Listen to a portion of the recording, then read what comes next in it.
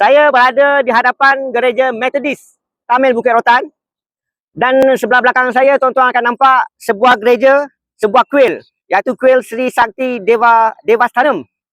Dan kemudian kita nampak masjid, iaitu Masjid An-Nuriyah Bukit Rotan. Cina walking distance antara kawasan di sini. Dan saya dimaklumkan bahawa keempat-empat rumah ibadat ini saling bekerjasama antara satu sama lain. Contohnya pada hari Jumaat, ketika umat Islam melaksanakan solat Jumaat, kenderaan mereka dibenarkan untuk menyimpan ataupun diletakkan di gereja Methodist ataupun di kuil.